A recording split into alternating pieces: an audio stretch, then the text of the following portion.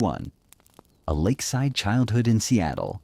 Seattle in the early 1960s carries itself quietly. It is a city shaped by water and patience, by ferries moving steadily across gray expanses in neighborhoods that seem to accept the rain as a kind of agreement with the sky. Picture the long afternoons softened by cloud cover, the streets darkened not by night but by weather, the sense that time here moves with restraint rather than urgency. In this atmosphere, a boy grows up not sheltered from expectation, but surrounded by it. The house near the lakeshore is orderly, comfortable, and serious in ways a child can feel without being able to name. Books line the shelves.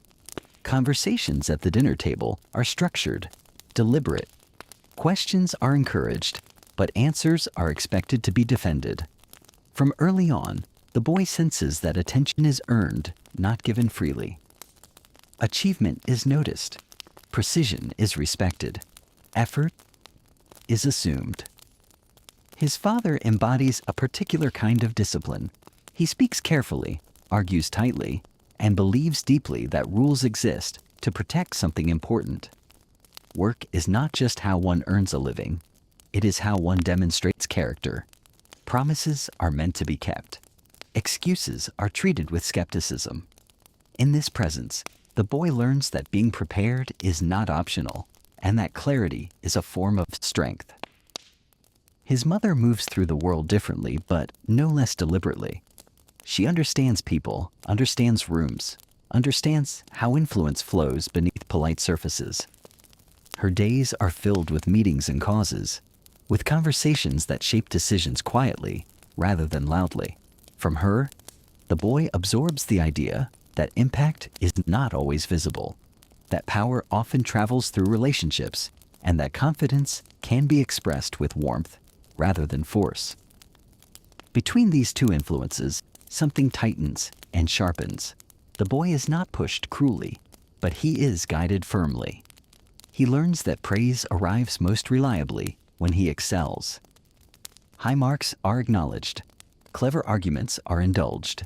There is no explicit bargain spoken aloud, but the pattern forms clearly enough. Performance brings recognition. Recognition brings safety. He is quick, mentally and verbally. Too quick, some adults say. He interrupts. He challenges instructions. He pushes at boundaries not out of rebellion, but out of impatience. If something is presented as fact, he wants to test it. If a rule is declared final, he wants to know what would happen if it weren't. Authority to him is not sacred. It is provisional. School comes easily, and that ease produces an unexpected friction. Lessons conclude before his attention does. Assignments end without satisfying him. Boredom creeps in, and boredom does not sit quietly. It provokes him. He fills the space with arguments, with competitions, with the restless energy of someone who feels underused. At night, when the city settles into its damp stillness, the house grows quiet, in a way that feels almost formal. Rain taps against windows. Streetlights glow faintly through mist. In these hours he reads, not for escape, but for accumulation. Facts, systems, rules, histories. He does not drift into stories so much as dismantle them, looking for structure, for the underlying machinery that makes events unfold as they do. There is comfort in systems. They promise order. They suggest that chaos can be reduced to something manageable if you understand the right principles. For a child sensitive to uncertainty, this is reassuring. If the world can be mapped, then perhaps it can be controlled, or at least predicted. Outside the home, the larger world hums with a low, constant tension. The Cold War is not merely an abstraction. It is present in drills, in headlines, in the way adults talk about the future with a mix of confidence and fear. Technology is increasingly framed as both shield and weapon. Rockets launch, satellites orbit. Numbers and equations suddenly seem capable of shaping destiny. The boy absorbs this atmosphere without fully understanding it.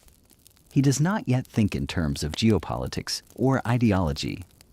What he senses instead is that intelligence matters more than ever, that the future belongs to those who can think clearly, quickly, decisively. The message is subtle but persistent. Brains are becoming power. He begins to equate mastery with security. If you are the best, you cannot be ignored. If you understand something deeply enough, it cannot surprise you. This belief settles into him quietly, forming a kind of internal compass. It does not tell him where to go yet, only how to move forward relentlessly toward understanding. Still, this is a childhood. There are ordinary moments too. Family routines, school events. The simple fact of growing up in a city that feels stable and promising. But beneath the ordinariness, a tension hums, the sense that time is valuable. That potential is something that can be wasted if not acted upon. He does not yet know what form his ambition will take. He does not yet know the cost of tying identity so tightly to achievement. All he knows is that stillness feels dangerous and motion feels safe, that there must be something out there worthy of his full attention. And soon, in a small room filled with unfamiliar sounds, he will find it. But to understand why that moment matters so much, you have to watch what happens when a child who craves structure meets a machine that answers without ambiguity. Chapter 2. The first machine that talked back. The room itself is unremarkable. Institutional walls, hard chairs, the faint smell of paper, dust, and warm electronics. It could be any classroom, any workroom, any forgotten corner of a building devoted to function rather than beauty. And yet, in one corner, something waits that changes the meaning of the space entirely. A teletype terminal sits connected to a computer far away, unseen and powerful. It does not glow the way future screens will. It clatters and prints and hums. Its presence is subtle, almost shy. To most people, it looks technical, even dull. But to the boy, it feels alive in a way nothing else in the room does. He approaches it cautiously, not out of fear, but respect. Machines, he has learned, reward careful handling. He sits down. The keys feel solid beneath his fingers. There is a pause, brief and instinctive, as if he is listening for permission. He types a command. The machine responds, not with encouragement or scolding, but with precision. An answer appears, clear, unemotional, correct or incorrect, in ways that leave no room for interpretation. Something inside him locks into place. This, finally, is a system that speaks plainly. He tries again, adjusts the input, watches the output change. The feedback loop is immediate and unforgiving. The machine does not care how confident he sounds or how much effort he feels he has put in. It cares only about correctness. Do it right, and it works. Do it wrong, and it doesn't. For someone accustomed to negotiating with teachers, parents, and peers, this is revelatory. The rules are strict, but they are fair. There is no hidden agenda, no shifting standard. Mastery here is not social. It is absolute. Time begins to behave strangely. Minutes stretch and compress. Bells ring unnoticed. The world outside the terminal fades until there is only the rhythm of typing and the sharp chatter of the machine as it prints its replies. He experiments constantly, testing boundaries, deliberately causing errors just to see how the system reacts. He begins to understand that the computer is not thinking. It is following instructions. And if it follows instructions perfectly, then the true power lies with whoever writes them best. This realization is quiet, but it carries enormous weight. Influence does not require persuasion here. It requires clarity. Manuals become treasures. He studies them obsessively, memorizing commands, internalizing logic structures. He learns not just what works, but why it works. Patterns emerge. Shortcuts reveal themselves. The system begins to feel less like a mystery and more like a landscape he can navigate confidently. Others notice his absorption and drift closer. A small group forms naturally, drawn by the same promise. They talk in fragments and shorthand, exchanging discoveries with excitement barely contained. Competition emerges quickly, but it is not cruel. It sharpens them. Each breakthrough by one becomes a challenge to the others. Access becomes the central problem. The machine is expensive. Time is rationed. Adults worry about budgets and fairness. The boys worry about losing momentum. When access is limited, frustration flares. Not because of entitlement, but because the work feels unfinished. Being forced away from the terminal mid-thought feels like being interrupted into the middle of a sentence. He begins to bargain for time, to argue for exceptions, to calculate how much he can accomplish in short bursts. Eventually, he begins to notice something else. Systems have gaps. Policies are written by people. People overlook things. The boundary between permitted and forbidden is not always clear. There is a thrill in discovering these edges. Not a destructive thrill, but an exploratory one. The sense that understanding the system includes understanding how it fails. He learns how to get more time, more access, more opportunity to push the machine further than intended. When adults intervene, when consequences appear, the lesson is complicated. There is shame, yes, but there is also confirmation. The work mattered enough to provoke a response. The machine mattered enough to be protected. This only deepens his conviction that he is touching something important. Eventually, formal access returns, framed as responsibility. He is given more time in exchange for helping maintain the system, for fixing problems, for making it run more smoothly. Skill becomes currency. Knowledge becomes leverage. This lesson embeds itself deeply. If you are useful enough, doors open. The glow of the machine begins to replace other forms of comfort. It is predictable, honest, always waiting. Compared to it, human interactions feel slow, imprecise, emotionally noisy. The computer does not misunderstand him. It does not require reassurance. It does not tire of repetition. He does not yet recognize the trade-off forming. How focus can narrow a world even as it deepens it. For now, there is only the sense of alignment, of having found the thing that responds exactly as expected when treated correctly. In this room, with this machine, a belief takes root that will shape everything that follows, that systems can be mastered. That mastery brings control, and that control, once tasted, is difficult to relinquish. What he cannot yet see is how far this belief will carry him, or how heavy it will become when the systems grow larger than any one person can fully comprehend. But for now, there is only the sound of keys, the steady answer of the machine, and the feeling, calm, intense, unmistakable, that he has found the language of the future, and it is willing to listen. Chapter 3. The Lakeside Programmers and the Price of Access. The machine does not stay his secret for long. Obsession rarely does. Others notice the hours he keeps, the way he leans forward when he talks about code, the impatience that flickers when time on the terminal runs out. A few students drift closer, then linger. Questions are asked. Answers are exchanged. Slowly, a small circle forms. They are different from one another in temperament, but similar in hunger. Each feels the pull of the same promise, that inside this machine is a world that makes sense, a world that rewards attention and punishes sloppiness without a debate.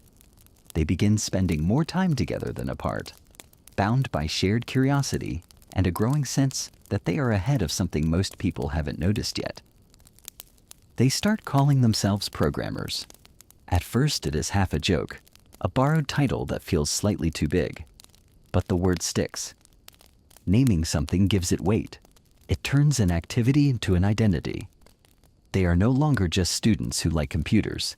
They are practitioners of a craft that feels new, undefined, and quietly important. Time becomes the central currency. The computer is expensive. Access is limited. Adults track usage in hours and minutes, concerned with budgets and fairness. The boys track it in opportunities lost or gained. Every minute away from the terminal feels like wasted potential, like falling behind an invisible schedule no one else seems to see. They learn quickly that persistence matters as much as intelligence. They stay late, they arrive early. They memorize procedures so they don't waste a second when their turn comes. They write code in their heads while walking between classes, refining logic silently so they can execute faster when the machine is finally available. Competition emerges naturally. Who can solve a problem first? Who can make the system run more efficiently? Who understands the deeper structure, rather than just the surface commands? The rivalry is intense, but it is also productive. Each breakthrough forces the others to improve. Each mistake becomes a lesson shared, dissected, refined. But there is another education happening alongside the technical one, quieter and more morally ambiguous. Systems have rules. Systems also have gaps. Restrictions are imposed by people, and people are imperfect. Passwords exist, schedules exist, policies exist, but so do oversights. The boys begin to notice these things, not out of malice, but out of familiarity. When you spend enough time inside a system, you start to see where it stretches thin. They push gently at first, testing boundaries, seeing what happens. When nothing breaks, they push a little harder. It is difficult later to draw a clean line around this period. Even now, accounts differ. Some frame it as youthful experimentation, others as trespass. The truth is messier. The boys believe they are learning. They are not stealing money or sabotaging systems. They are exploring, driven by the conviction that understanding something deeply includes understanding how it can be bent. When adults finally intervene, the response is swift and serious. Access is revoked. Privileges are suspended. Conversations take on a tone that signals something important has been violated. For a moment, the glow disappears entirely.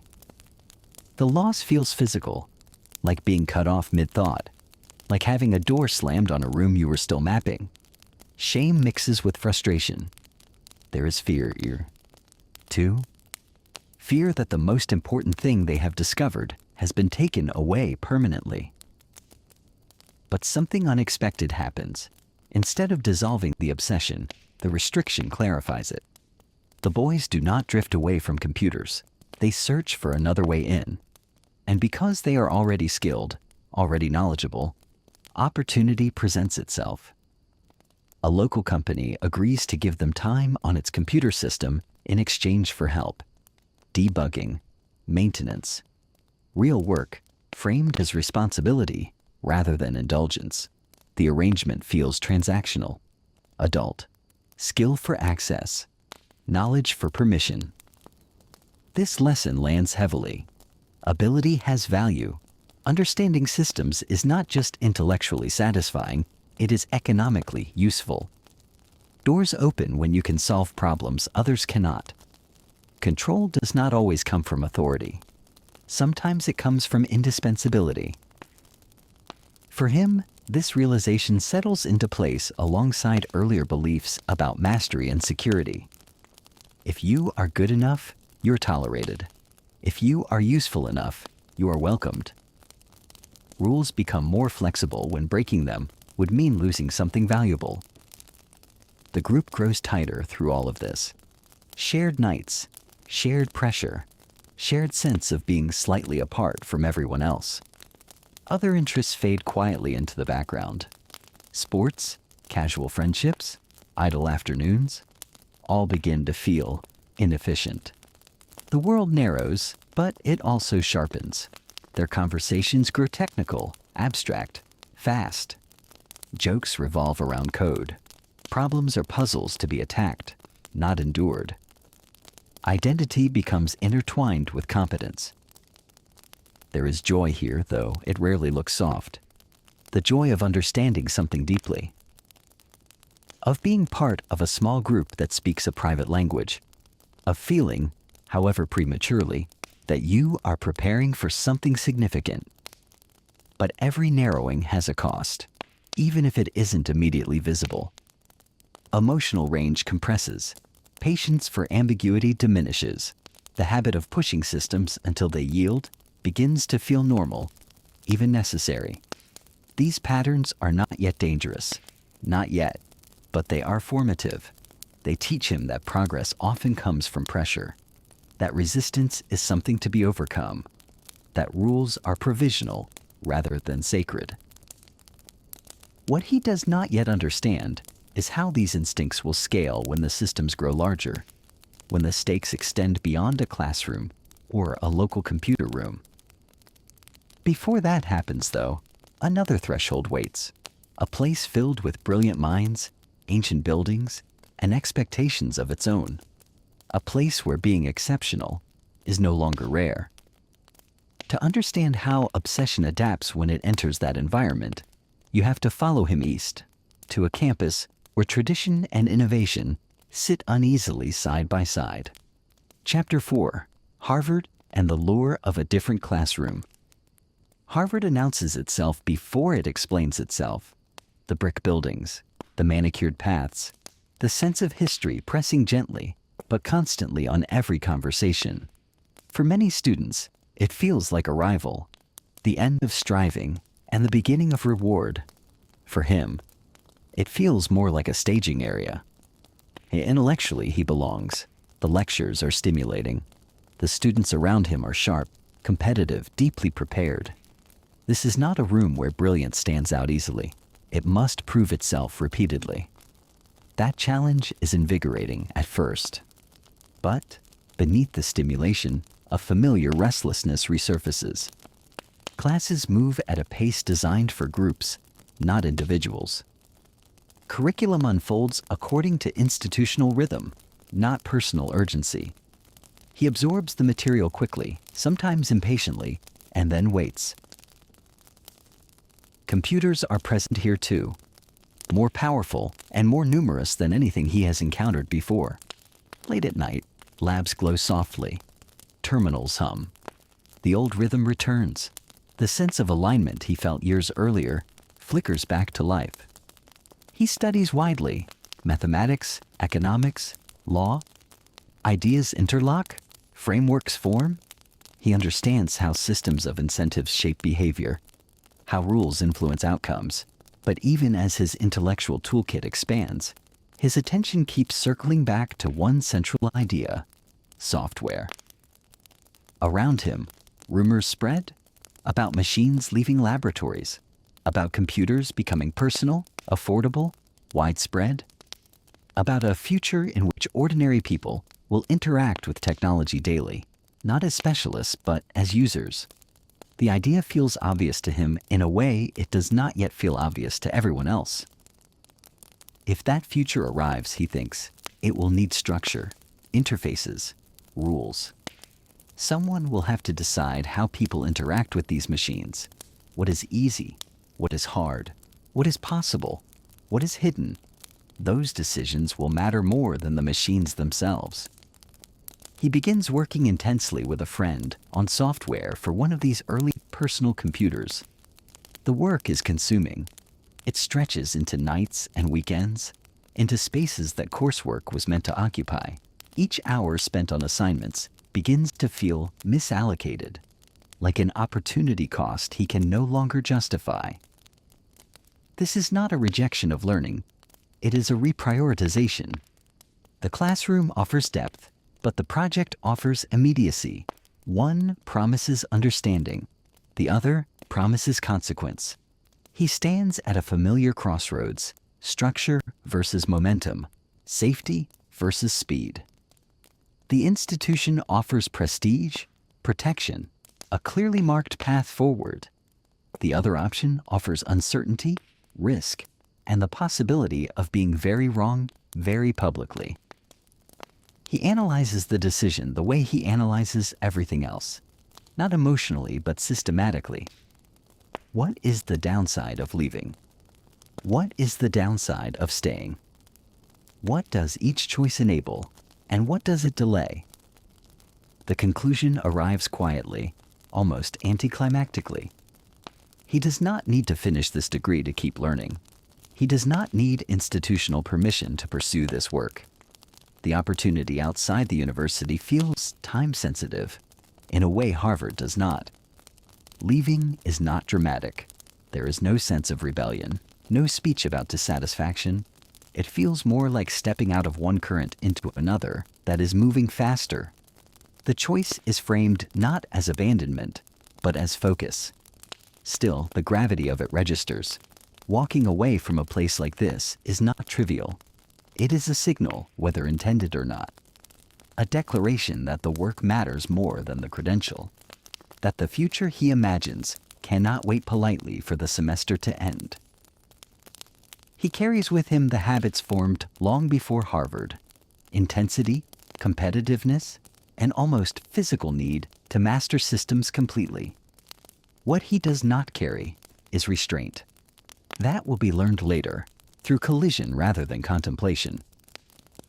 As he leaves the campus behind, uncertainty opens up ahead.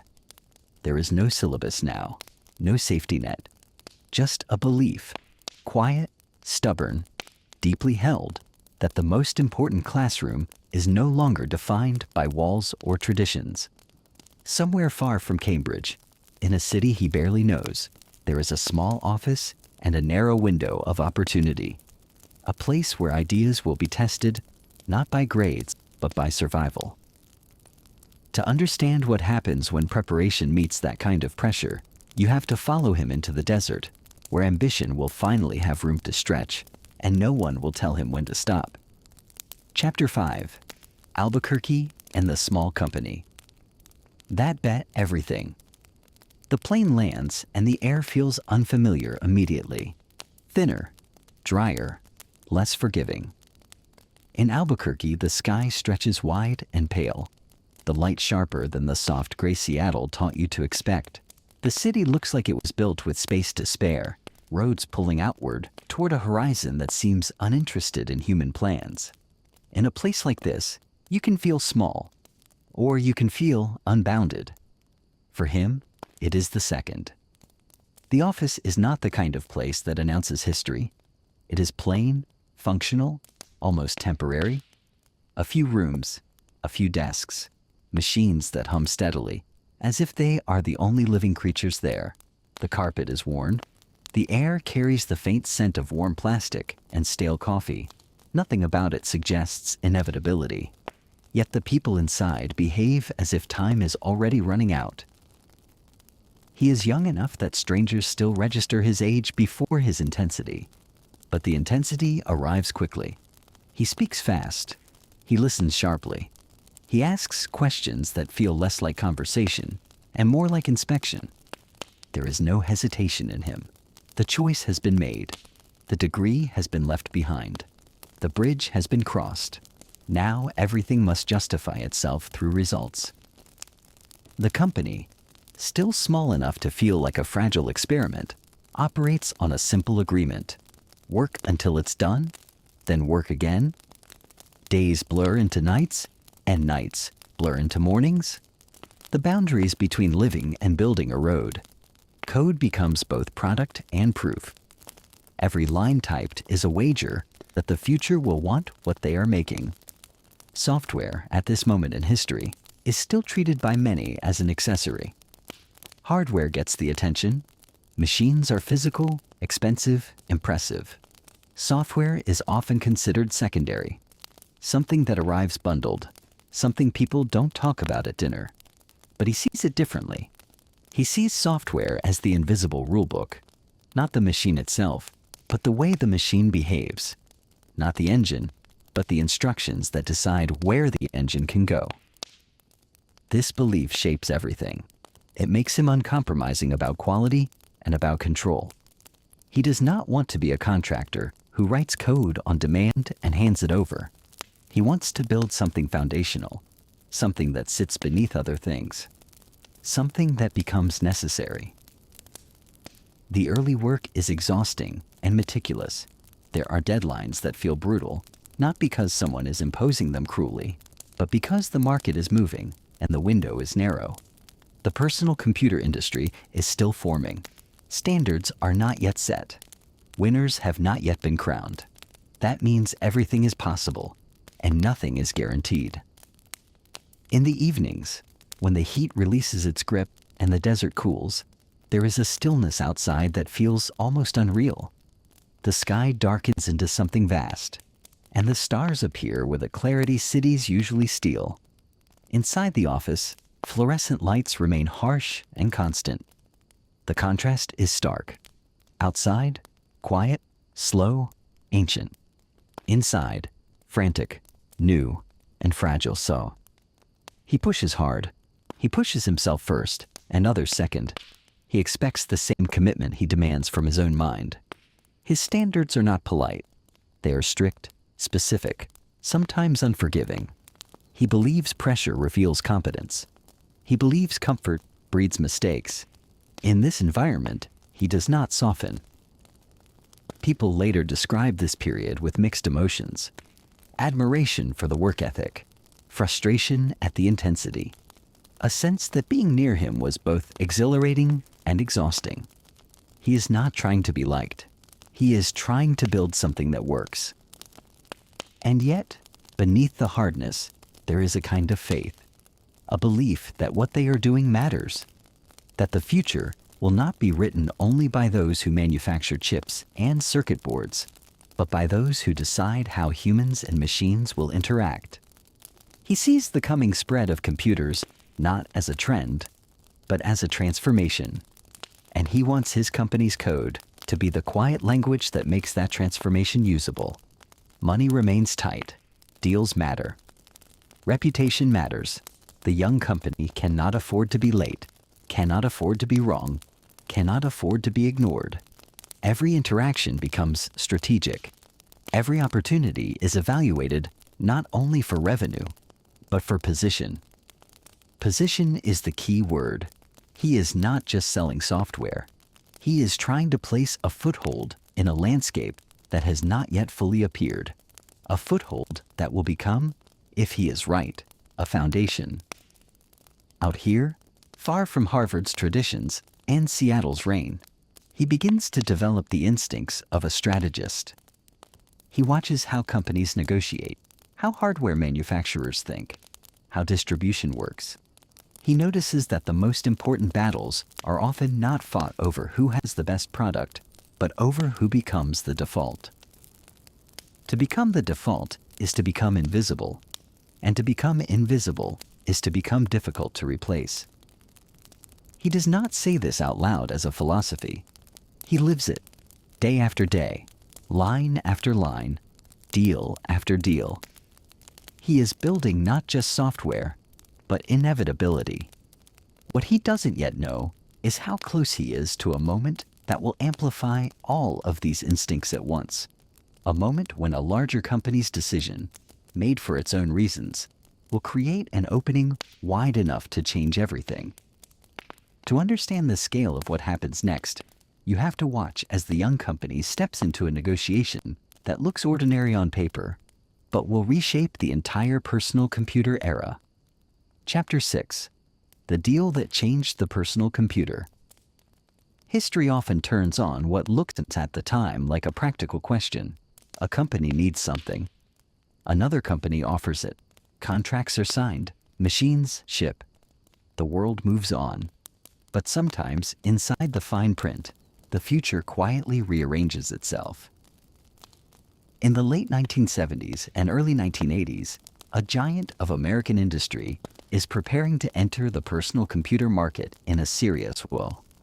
The machine will be built, marketed, and sold with the confidence of a brand that expects to be trusted. But the machine needs an operating system. The invisible layer that wakes the computer up, manages its memory, speaks to its hardware, and provides the basic environment where other programs can run. To many executives, An operating system is a component, a necessary part, but not the center of the story. The hardware will be the star. The brand will be the promise. The software will be, in their minds, a detail that should simply work. He hears about the opportunity and understands instantly what it really is.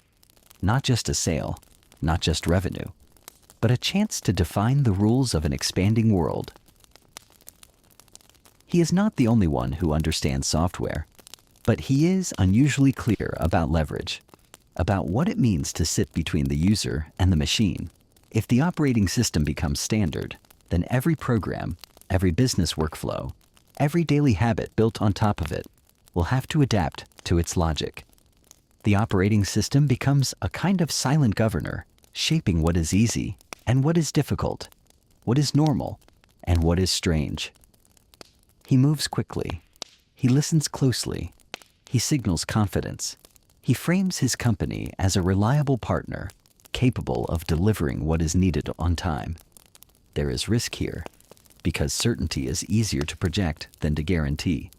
But he calculates that speed matters more than perfect readiness. There are different accounts of the details and the nuance of who knew what, when. Some describe it as bold strategy, others as opportunism. The truth is likely a blend, a young company recognizing an opening and stepping into it with unusual decisiveness. The crucial element is not simply providing the software, but structuring the relationship around it. Licensing, control, the ability to continue supplying the operating system not only for one machine, but potentially for many. A choice that might feel technical or contractual becomes, in effect, a decision about the architecture of an entire industry.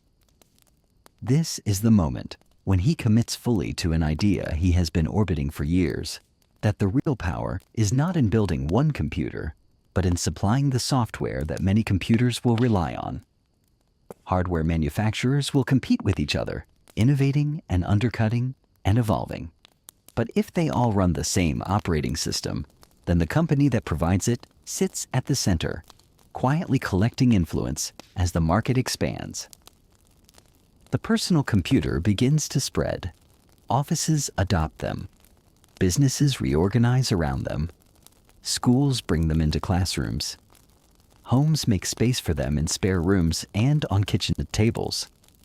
The machines arrive with different labels and different cases, but beneath the surface, the same fundamental environment begins to appear again and again. With repetition, familiarity grows. People learn the commands, they develop habits, they invest time in understanding how the system works. Once that investment is made, switching becomes costly, not always in money, but in attentions and in comfort. The operating system starts to feel less like a choice and more like a natural law. This is how infrastructure forms, quietly, by becoming ordinary. As the market swells, the company expands with it. More employees, more departments, more formal structures, but the intensity remains. He watches competitors carefully. He watches partners carefully too. He understands that alliances can shift, and that dependence cuts both ways. Success brings attention, and attention brings scrutiny. Some admire the brilliance of the strategy. Others begin to worry about what it means for one company to sit so centrally in a growing technological ecosystem. The questions are still faint, still secondary to the excitement of computers entering everyday life, but the questions exist. And for him, the deal confirms something he has been building towards since the first terminal talked back. Systems reward those who understand where the true points of control are. Not always visible control, not always celebrated control, but control embedded into the rules people use without thinking. The paradox is already present, though it will take years to fully reveal itself. The same centralization that makes things easier, standardized software, shared formats, predictable interfaces, also creates a kind of gravitational pull. Everything starts to orbit the center, and the center starts to accumulate power. For now, the story still feels like ascent. A young company, a bold agreement, a market expanding faster than anyone predicted. The mood is not caution. It is momentum. But to understand what momentum becomes when it enters millions of offices and homes, you have to watch the operating system evolve into something more than a foundation. You have to watch it step into the foreground and begin to define the daily experience of computing itself. Because the next phase is not only about winning deals, it is about becoming the texture of everyday life. Chapter 7: Windows, Office, and the Empire of the Everyday. At first, it doesn't feel like an empire. It feels like convenience. A computer arrives in an office, beige and humming, placed on a desk beside a phone and a stack of paper forms. Someone turns it on with a small ceremony of curiosity and skepticism. The screen wakes up, the machine waits, and then, almost without anyone noticing, the computer begins to change the shape of the day. In the early years, personal computing still carries an aura of specialty, a device for engineers, for hobbyists, for people willing to tolerate frustration in exchange for novelty. But then the interface begins to soften. The sharp edges of command lines and cryptic prompts give way to something more approachable, something that looks less like a conversation with a machine and more like a room you can move around inside. Windows arrives into a world already hungry for a way to make computing feel ordinary. It is not perfect, and it is not always elegant, but it offers a promise that is more powerful than elegance: familiarity. A desktop, like the surface of a real desk. Files, like papers you can put somewhere. A trash bin, like the one under your chair. The metaphors are simple, almost childish. And that is the point. They let people stop thinking about what a computer is and start thinking about what they want it to do. The shift is subtle, but enormous. When a technology becomes intuitive, it stops feeling like technology. It becomes an extension of routine. It becomes something you don't admire. You depend on it. And dependence spreads quietly. A secretary learns to open a program and type a letter without needing to understand the machine beneath it.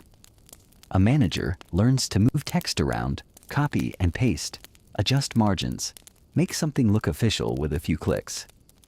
In a small accounting office, a spreadsheet replaces stacks of ledgers. Numbers can now be tested, altered, recalculated instantly. A mistake that would have taken an hour to correct with paper can now be corrected in seconds. At first, it's just efficiency. A little less friction, a little more speed. But speed changes expectations. Soon, the standard becomes not what was possible yesterday, but what is expected today. Documents must be cleaner. Reports must be faster.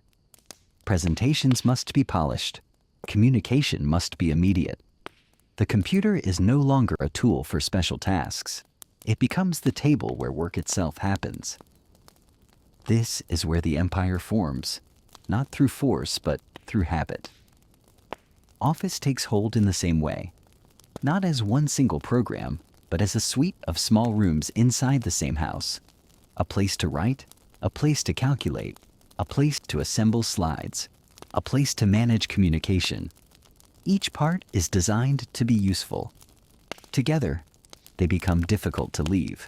A company adopts one piece, then another, until the whole structure is built around it. And then, something important happens. People start exchanging work. Files travel from desk to desk, from company to company, from city to city. The format becomes a language. If you speak it, you belong. If you don't, you struggle to be heard. The programs begin to shape not only what people do, but how they think about doing it. The very idea of a document becomes defined by what the software allows. The idea of a spreadsheet becomes synonymous with one familiar grid. The idea of a presentation becomes a sequence of slides, each one a small stage for persuasion. This is power of a particular kind, not loud power, not ceremonial power, quiet power, the power to set defaults. Defaults are invisible, and invisibility is its own armor. Most users do not wake up in the morning and decide to participate in an ecosystem. They simply open the program that is already there. They do the work they need to do. They build their lives and careers inside an environment someone else designed. The company grows rapidly, but its presence grows even faster. It becomes everywhere without ever quite announcing itself. The name is printed on boxes, stamped onto screens, mentioned in IT meetings, but the real presence is the daily interaction, the repetitive, intimate act of clicking, typing, saving. This is when he stops being just a founder and becomes a force. Inside the company, the culture takes on his intensity. Meetings are sharp. Arguments are relentless. There is a strong belief that competitors are always one clever move away from taking everything. Success is treated not as a destination, but as a condition that must be defended continuously. He is known for reading deeply, for absorbing details, for testing ideas until they break. People learn to arrive prepared. They learn to argue cleanly. They learn to support claims with facts and logic, because opinion alone will be dismantled quickly. To some, this is exhilarating. A place where excellence is demanded and rewarded. A place where talent rises quickly if it can withstand pressure. To others, it is exhausting. A place where the atmosphere feels permanently urgent, where mistakes are unforgiven, not because people are cruel, but because stakes are always rising. The higher the company climbs, the less room it believes it has to stumble. Outside, rivals begin to complain, not only about features, but about distribution, about the way Windows ships with new machines, already installed, already waiting, about how hard it becomes to convince a user to try something else when something else requires effort, learning, uncertainty. He hears these complaints and does not see injustice. He sees competition. He sees a market where customers choose what works best for them and where the best product wins. He believes that winning is proof of value. But markets are not just about value. They are about pathways, about the routes by which products reach people, about what becomes standard because it is excellent, and what becomes standard because it is everywhere first. As Windows and Office spread, the world begins to organize around them. Companies train employees on them. Schools teach them. Job postings list them as requirements. Entire industries settle into a shared way of working. The software stops being a set of products and starts being an assumption. And that assumption becomes a kind of gravity. The more people use it, the more everyone else must accommodate it. File compatibility becomes a necessity. Program support becomes a given. Developers build for the dominant platform because that is where the users are. The platform grows stronger because it is already strong. This is how an empire of the everyday takes shape. Not with banners and speeches, but with defaults and habits in the quiet, steady repetition of millions of ordinary workdays. In the background, he continues to push, to refine, to expand. He wants the system not only to be common, but to be essential. He wants it to become the floor beneath computing, the surface on which all other software must stand. The paradox is that the more essential something becomes, the more people begin to fear it. Dependence feels comfortable until it feels inescapable. Standardization feels helpful until it feels like control. And slowly, almost inevitably, the mood around the company begins to change. Admiration mixes with suspicion. Competitors begin to frame the story differently. Journalists begin to ask sharper questions. Regulators begin to look more closely at what it means for one company to shape so much of daily life. What began as convenience is about to be examined as power. But to understand how an empire built from the ordinary becomes a case study in dominance, you have to step into the moment when the world stops merely using the software and starts questioning what the software has become. Chapter 8: Rivals, Reputation, and the Antitrust Storm. A courtroom has its own kind of silence. It is not the quiet of sleep or snow. It is a managed quiet, held in place by procedure. Every sound carries weight. The shuffle of papers, the click of a pen, the measured cadence of voices that know they are being recorded. In this room, code does not matter as much as language. And language moves differently than software. It is slower. It is less precise. It can be shaped by emotion, by interpretation, by what a listener wants to believe. A program either works or it doesn't. An argument can work in one mind and fail in another. This is the terrain he enters as the antitrust storm gathers. The accusation, at its core, is not that the company succeeded. It is that it succeeded in a way that made it difficult for others to succeed at all. That the very dominance of Windows, combined with the company's behavior, created a market where competitors could be neutralized not by being outbuilt, but by being blocked. Rivals describe a world where the platform is not merely popular, but controlling. Where software is bundled, where access is leveraged, where partnerships become pressure points, where the operating system is used not only as a foundation, but as a weapon. The company's defenders tell a different story. They describe innovation, consumer benefit, a fast-moving industry where integration makes products better and easier to use. They argue that competition is fierce, that technology evolves quickly, that consumers should not be forced to suffer fragmentation simply to satisfy an abstract idea of fairness. The truth is not easy, and it is not clean. This is why the case becomes so culturally potent. It is not merely a legal dispute. It is a question about what we want progress to look like. It forces a society falling in love with computers to also ask what it means when one company becomes the nervous system of the modern workplace. He is now more than a businessman. He is a symbol whether he wants to be or not. Public perception begins to shift in ways he cannot fully control. Stories circulate about meetings that were brutal, emails that were cold, strategies that were ruthless. Some of these stories are exaggerated. Some are not. But once a narrative forms, it becomes difficult to dislodge. People begin to see the company not as a creator of useful tools, but as a gatekeeper. There is a strange loneliness in being a symbol. The person becomes less real than the idea. Motives are assumed. Every decision is read as evidence for or against a broader theory. He responds with the instincts that brought him this far.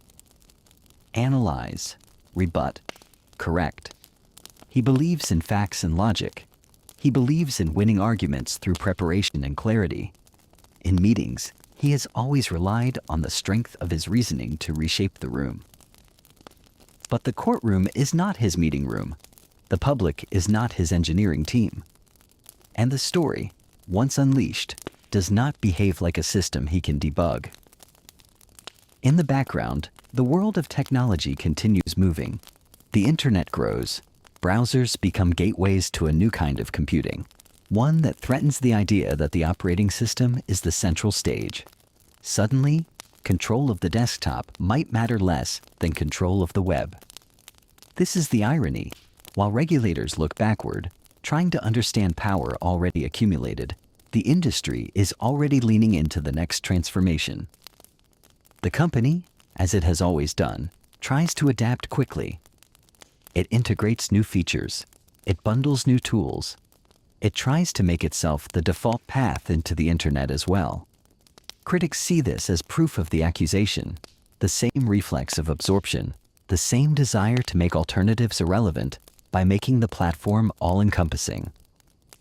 Supporters see something else, a company responding to consumer demand, offering better integration, keeping pace with change. In the courtroom, these interpretations collide. The legal process stretches on, long enough that it begins to feel like weather, an ongoing condition rather than an event. Decisions are made, appealed, revised. Remedies are proposed. The idea of breaking the company apart enters the public imagination, then retreats as the complexities multiply. Through it all, something important happens inside him. Not a sudden epiphany, not a dramatic collapse, a slow recalibration. He begins to realize that even if he believes the company is right, being right does not erase the discomfort people feel when power becomes concentrated. He begins to see that building systems is not only a technical achievement, it is a social act. When you create a platform that millions depend on, you step into questions of fairness, access, and accountability whether you intended to or not. He also begins to sense that reputation is not like product quality. You cannot patch it overnight. You cannot ship an update and expect the world to install trust again. Once suspicion takes hold, it lingers. The storm reshapes the company's behavior in subtle ways. It becomes more cautious in some areas, more defensive in others. It learns unwillingly that being the default comes with an obligation to appear fair, as well as to be effective. And personally, the storm changes how he is seen forever. The boy genius narrative fades.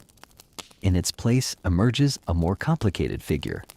Brilliant, tireless, strategic, but also emblematic of the fear that one actor can have too much influence over a shared infrastructure. He continues to work, to push, to compete. But the environment has changed. The company is no longer simply racing rivals. It is also being watched, questioned, judged. This is what power does. It invites a second kind of competition, not against other companies, but against public legitimacy. The antitrust era does not end his story. It bends it. It introduces friction where there was once only acceleration. It forces him to confront limits, legal, cultural, reputational, that cannot be outcoded. And as the years pass, as the courtroom drama fades into history and the technology world shifts again, another question begins to grow louder in the quiet spaces.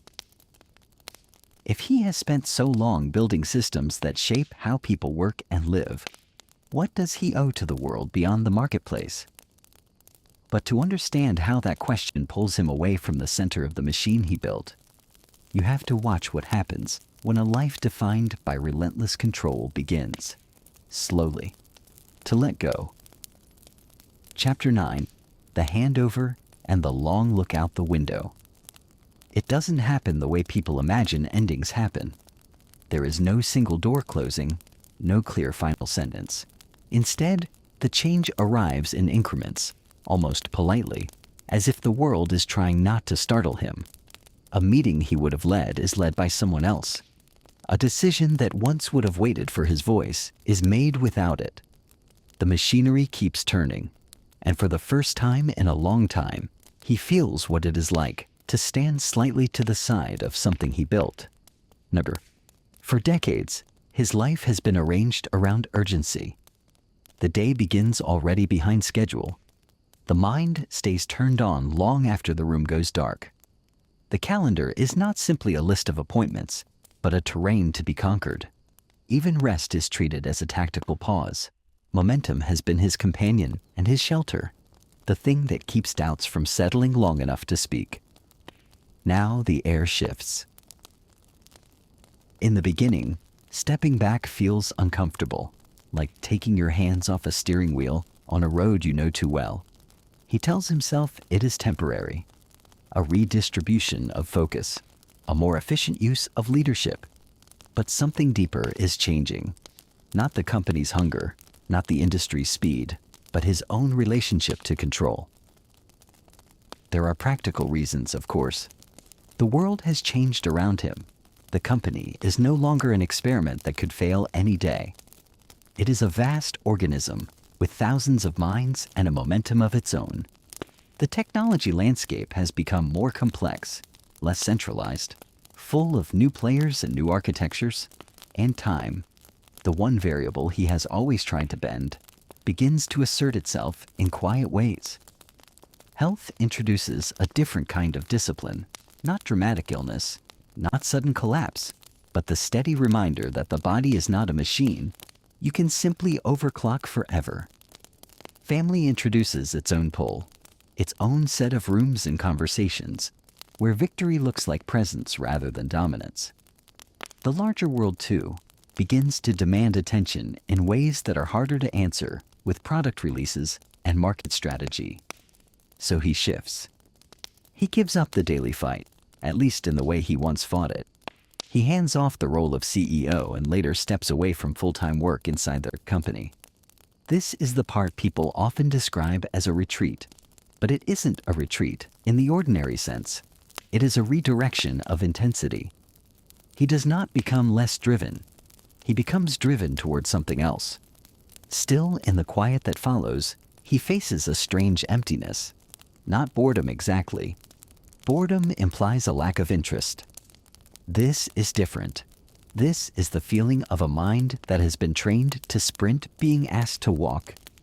The hours open up like a wide desert road, and at first, he fills them instinctively. Reading, meetings, calls, new projects, the old reflex. Keep moving. But there are moments, more and more, when he pauses. Picture him in a high office, late afternoon, the light changing slowly on the glass. The city outside looks calm from this height, almost peaceful. Cars move like small beads. People are invisible. From up here, you can see the shape of a day without hearing its noise. He stands near the window, not performing thought, not strategizing aloud, simply looking. The view offers a kind of distance that feels both soothing and unsettling. Distance makes patterns visible. From a distance, the company's story looks different than it looked from inside the sprint. The victories are still there, undeniable. The software that became ordinary, the tools that organized work, the platforms that helped define modern computing. But the collisions are there too. The lawsuits, the public distrust, the sense that convenience had slowly become dependence. There are consequences he once brushed aside as the cost of progress. Now, with more space, he notices how those costs accumulate in the human world. So, he also notices something else. The tools that transformed offices and homes did not simply make people more productive. They reshaped attention, they altered expectations, they made speed normal and slowness suspect.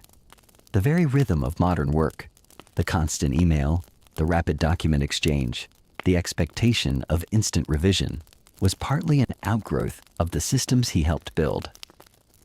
This is not a confession. It is not an apology delivered to the window. It is simply recognition.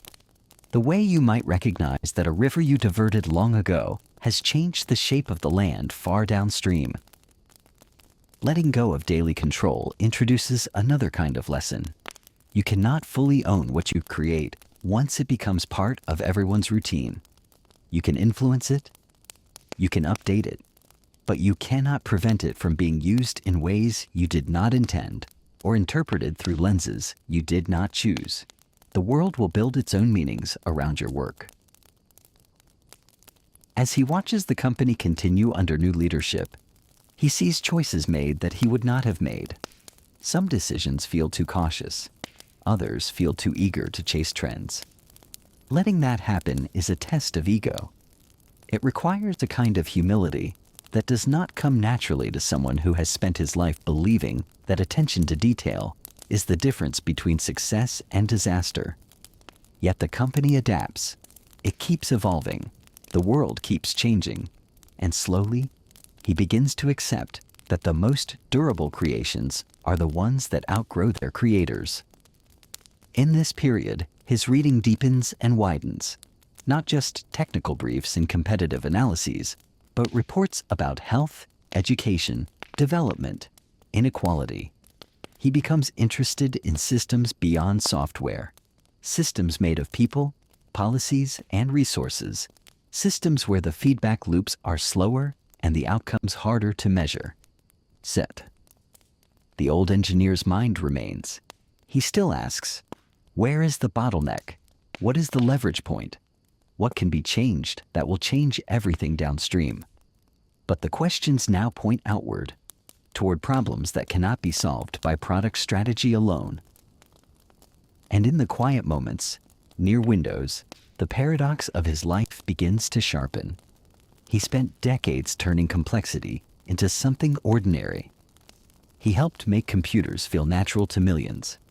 He built a world where a person could click an icon and expect reality to respond. But now, as he looks at global problems, he sees realities that do not respond to clicking. He sees suffering that does not yield to better interfaces. He sees that in human systems, the rules are not always consistent, and the inputs do not always produce predictable outputs. This recognition does not discourage him. It challenges him. He begins to consider what it would mean to apply his intensity to a different kind of scoreboard. Not market share, not product adoption, but survival curves, vaccination rates, lives saved in quiet places far from boardrooms. He begins to imagine a life after the empire of everyday software, a life still defined by systems, but with stakes measured in human breath and time. And as this thought grows, it becomes more than a curiosity. It becomes a direction. But to understand how a man trained by code and contracts tries to engage with the messy arithmetic of human suffering, you have to follow him beyond the window, into a world where the problems are older than computers and far less obedient. Chapter 10. The Foundation. Years and the Arithmetic of Saving Lives.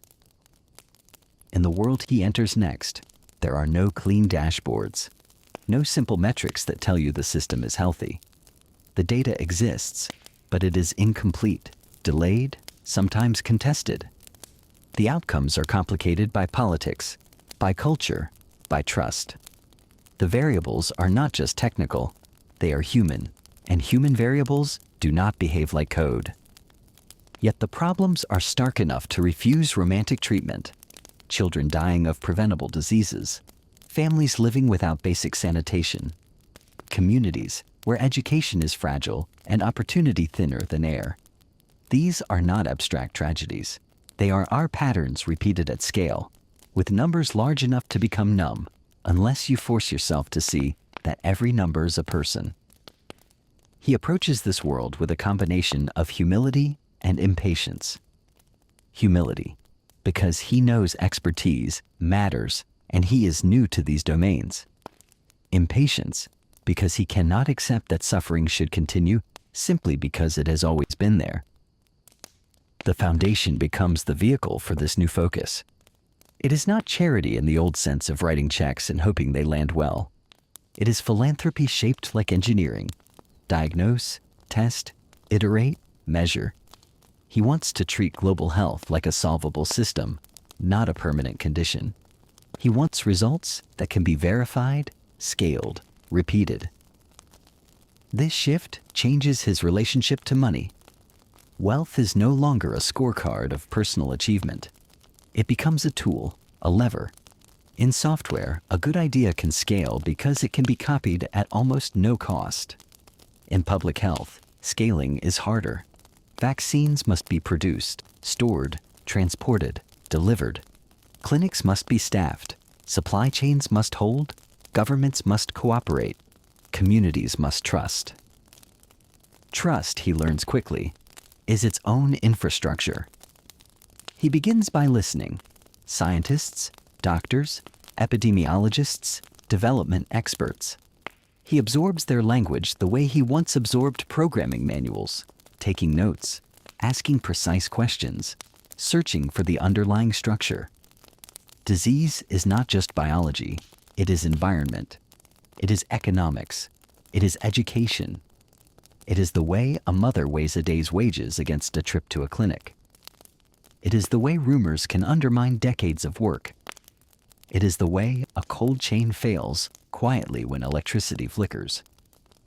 The foundation prioritizes interventions that offer high impact. Vaccinations become central. So do treatments for diseases that thrive where resources are scarce. The logic is not sentimental, though it is not heartless either. It is brutally practical. If the goal is to save the most lives, you must focus where the numbers are largest and the costs per life saved are lowest. This is where the arithmetic enters. It is uncomfortable arithmetic because it forces decisions that feel like moral weight. Which disease gets attention first? Which country receives funding? Which strategy is pursued when none are perfect? The Foundation's approach often emphasizes measurable outcomes, but outcomes are never just numbers. They are stories, communities, histories. Criticism arrives, as it always does when power moves into public space. Some welcome the resources and the urgency, grateful that someone is willing to take on problems that governments neglect. Others worry about influence without democratic accountability. They ask whether private wealth should be able to shape public priorities. They question whether a data-driven approach can fully understand the dignity and complexity of human lives. These criticisms are not easily dismissed, and he does not always respond to them gracefully. His instinct is to argue with facts, to show the numbers, to demonstrate impact. But he begins to learn that even good results do not erase discomfort about concentrated influence. People want not only effectiveness, but legitimacy. Still, the work continues. Partnerships form with governments, with international organizations, with research institutions. Trials are funded, distribution networks strengthened, disease surveillance improved. Progress is slow in the way real progress often is. Incremental, fragile, vulnerable to disruption. And then there are moments when the numbers shift in a way that feels almost impossible. Mortality rates dropping, a disease pushed back, a vaccine rolled out widely enough to change the expectations of an entire region. These successes do not arrive like applause. They arrive quietly, in reports, in field notes, in families who simply live. He discovers a new kind of competition, not against rivals, but against time, against the stubborn persistence of illness, against the way poverty recreates itself, against the fact that global systems do not change merely because one person wants them to. In this domain, he cannot control the variables the way he once controlled software features. He cannot ship an update to culture. He cannot patch distrust overnight. He cannot force governments to cooperate simply because the data says they should. He has to negotiate, persuade, compromise, and accept that even the best plan will sometimes fail. Failures become part of the education. Programs that don't scale as expected. Predictions that don't hold. Projects that run into political realities that cannot be optimized away. These moments frustrate him, but they also deepen him. They teach him that human systems require patience as well as pressure. And yet, the old instincts do not disappear. He still seeks leverage. He still looks for bottlenecks. He still believes that focus, applied relentlessly, can move mountains, or at least shift them. Over time, his public identity begins to change. He is no longer seen only as the man who shaped personal computing. He becomes a figure associated with global health, with vaccination campaigns, with a belief that outcomes can be engineered. This new identity is admired by many, distrusted by some, and endlessly debated. But inside the work, the reality is less theatrical. It is meetings about logistics. It is spreadsheets tracking distribution. It is scientists arguing over trial design. It is the heavy understanding that saving lives is not a single heroic act, but a long sequence of coordinated, unglamorous decisions. In this long sequence, something in him shifts again. The machine he once trusted most, the clean logic of a computer, has been replaced by a larger, messier machine. The world.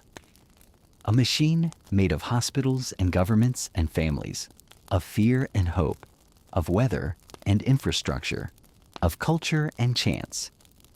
He cannot make it obey, but he can try to make it better. And as the Foundation's work expands, another challenge begins to loom on the horizon, one that cannot be solved clinic by clinic, one that threatens to reshape every system at once. Because while he is learning to count lives saved, he is also beginning to count something else: emissions, energy, the atmosphere's slow accumulation of human choices. But to understand how his attention turns from disease to the planet itself, you have to follow him into a new race against the clock, one where the future is not just a destination, but a deadline. Chapter 11: Climate, Energy, and the New Race Against the Clock. Climate change is the kind of problem that can hide in plain sight. It is not always a single dramatic moment. It is often a slow rearranging of what people consider normal. Summers that feel a little longer, winters that arrive oddly, storms that seem to hold more water than they used to, fires that don't stop at the edges where fire once stopped.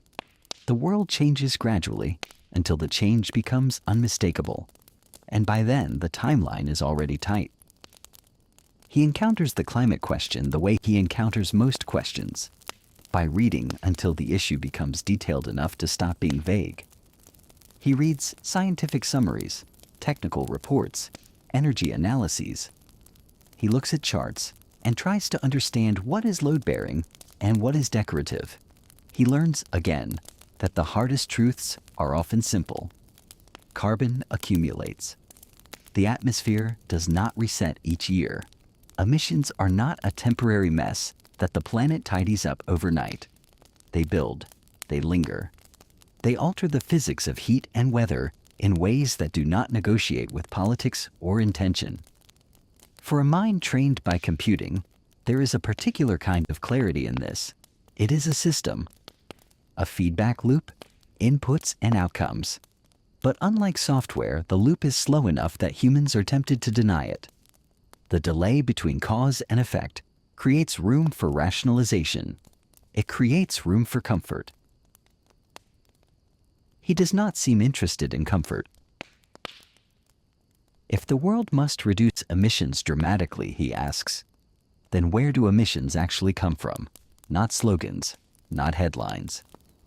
The sources: electricity, transport, manufacturing, agriculture, concrete, steel, heating, the mundane backbone of modern life, the unglamorous machinery that makes cities possible. This is where the problem becomes both larger and more specific. It is easy to say change.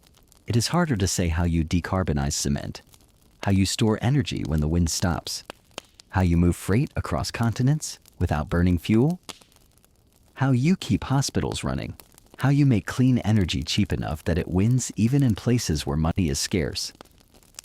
The planet is not a single market. It is millions of markets layered on each other, each with its own constraints. He recognizes quickly that moral persuasion alone will not solve this. People do not adopt new energy systems because they are noble. They adopt them because they are affordable, reliable, and convenient. He begins to focus on scale again. Scale is where his mind naturally goes. In software, scale is achieved by copying. In energy, scale is achieved by building. Power plants, grids, factories, supply chains, physical things, heavy things, slow things, things that take years to permit and decades to amortize. The inertia is enormous. This is, in a sense, his first major return to the physical world after decades in the abstract world of code. The rules feel different. You cannot deploy a clean energy update to the atmosphere with a patch. You cannot refactor the global grid in a weekend. The materials resist. The timelines resist. The politics resist. So he begins looking for technological pathways that can move the system without requiring the entire world to become saintly overnight. He becomes interested in advanced nuclear concepts, in new storage technologies, in low-carbon methods for manufacturing steel and cement, in ways to make fuels that don't add carbon to the air. He supports research that is not fashionable, that is too slow for hype cycles, that might fail many times before producing something deployable. In this, there is a certain stubborn practicality. He has seen how industries change. They do not change because someone asks nicely. They change because a new default arrives, and the old default becomes inconvenient to defend. Defaults again. He speaks often about the hard parts of the climate puzzle, the sectors that are easy to ignore because they are complicated. Aviation, shipping, heavy industry, farming, the parts of modern life that do not have simple, immediate replacements. He pushes against the idea that individual consumer choices alone can solve structural issues, not because personal behavior doesn't matter, but because the math is unforgiving. And when the math is unforgiving, it becomes difficult to tolerate the comfort of partial solutions. Criticism follows him into this domain, as it followed him into global health. Some people distrust any billionaire attempting to influence public priorities, regardless of intentions. Some argue that focusing on technology sidelines justice and politics, that the climate crisis is not only a technical issue, but a moral and economic one. Some worry that a technocratic approach can become a way of avoiding deeper social change. These critiques have weight, and they create tension that cannot be smoothed away by good intentions. He can fund innovation, but he cannot substitute for democratic decision-making. He can support breakthroughs, but he cannot decide how societies distribute costs and benefits. He can push for faster development, but he cannot erase the histories that shape who is heard and who is ignored. He seems to know this, at least partially, and yet he continues, because in his view, the atmosphere does not wait for perfect consensus. It responds only to physics. Delay is not neutral. It is a choice, even when it is framed as caution. He is, once again, racing time. It is an old rhythm, but the opponent is different now. In the early days, he raced competitors. Then he raced public health threats. Now he races a global curve that rises quietly and steadily, like water filling a basin. The basin is the planet, and the basin does not care about reputations. As he works in this space, his public identity becomes even more complicated. He is seen by some as a serious advocate for climate innovation, by others as an emblem of elite influence. The same action can be framed as responsibility or interference, depending on the storyteller. And storytelling matters because climate is not only an engineering problem, it is also a trust problem. People must believe a future is possible to commit to building it. They must believe the burdens will be shared to accept sacrifice. They must believe solutions are real to tolerate the costs of transition. Trust, again, is infrastructure. In his own way, he tries to build that infrastructure through information and insistence, through the steady repetition of what the numbers require. But numbers do not always soothe. They can also frighten. They can trigger denial. They can provoke anger at the messenger. Still, he returns to the same fundamental belief that has guided him since a terminal first answered his command. The future is built. It does not arrive on its own. And in the quiet spaces where legacy begins to cast its long shadow, he becomes aware that even building the future is not enough to control how the world will remember the builder. To understand that final tension between measurable impact and immeasurable perception, you have to look at what happens when a life becomes a symbol and when the symbol starts to reflect the anxieties of an entire era. Chapter 12. Legacy, Doubt, and the Quiet Question at the End. Over time, a person's name becomes less like a name and more like a container. People pour their feelings into it: admiration, resentment, suspicion, gratitude. The person inside the name grows distant. The name begins to live its own life. His name, by the later chapters of his life, carries this weight. To many, it represents innovation, the moment when personal computing became ordinary, when software began to shape daily routine, when a young company changed how offices and homes functioned. To many, it also represents the age of concentrated corporate power, the fear that one company can become too central, too dominant, too embedded to be challenged easily. And then, layered on top, there is philanthropy, the attempt to convert wealth into outcomes, to treat suffering as a solvable system rather than a permanent feature of the world. These layers do not sit neatly together. They create a portrait made of paradox. He could have stopped with the first part, the empire of the everyday. He could have retreated into comfort and silence, letting the company and the world interpret his career as they wished. Instead, he stepped into arenas where impact is harder to measure and criticism is harder to avoid. He put his attention on global health, on education, on poverty, on climate. He placed himself in the current of public debate in a way that is almost guaranteed to generate suspicion. And suspicion in the modern age spreads quickly. Part of this is structural. The world has become more connected and more fragmented at the same time.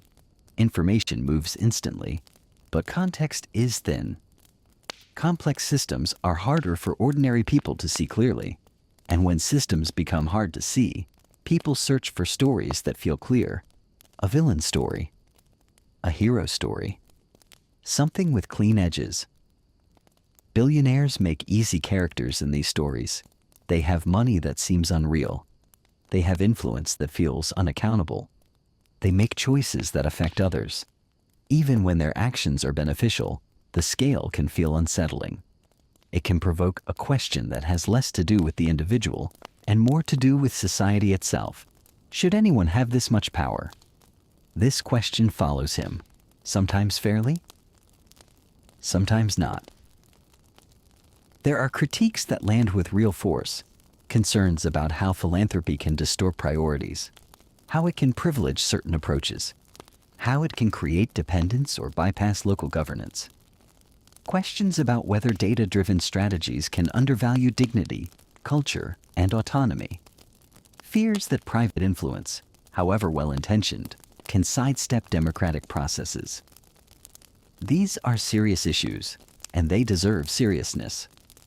Then there are other narratives, conspiratorial, exaggerated, detached from evidence.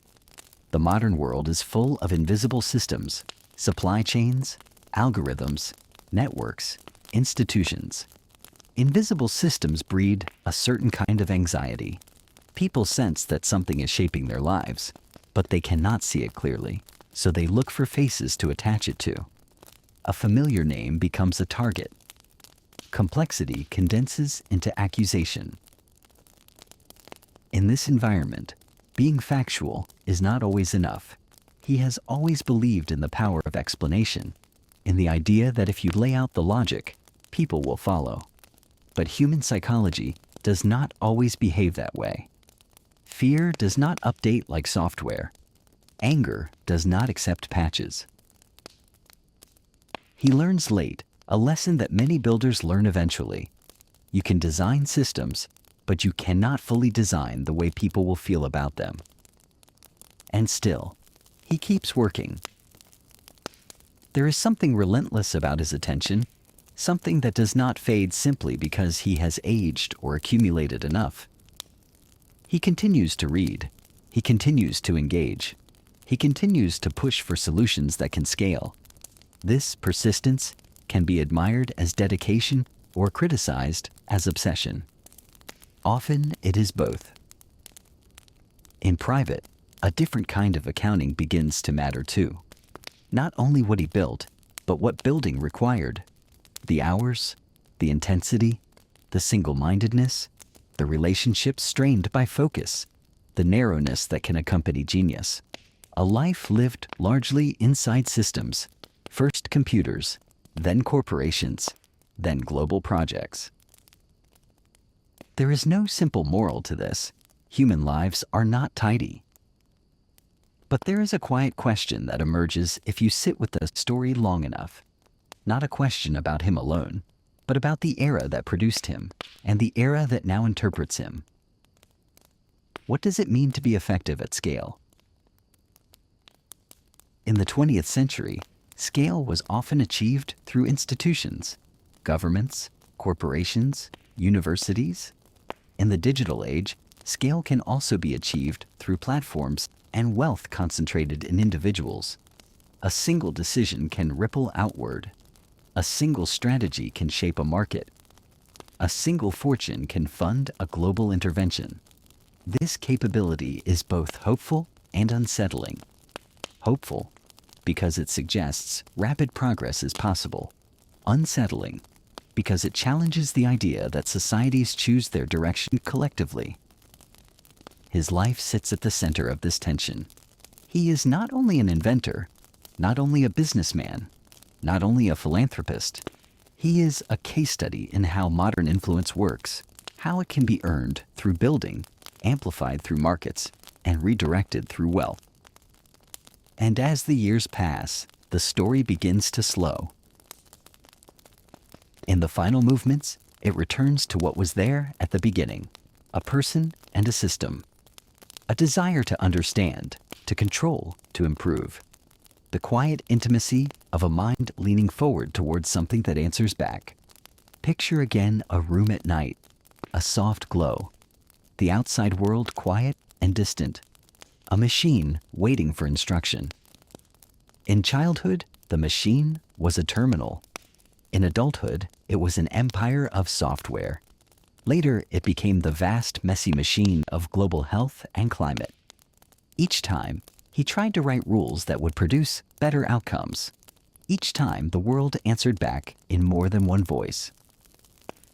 Because the world is not one system, it is many systems layered together. Technical, political, cultural, emotional. You can change one and still be resisted by another. You can improve outcomes and still provoke distrust. You can save lives and still be questioned for the power that allowed you to do so. This is the paradox at the center of his legacy. He could have remained only a builder of tools. Instead, he became a builder of interventions. He could have sought only comfort. Instead, he sought impact. He could have stepped away from scrutiny. Instead, he stepped into places where the stakes are measured in lives and futures.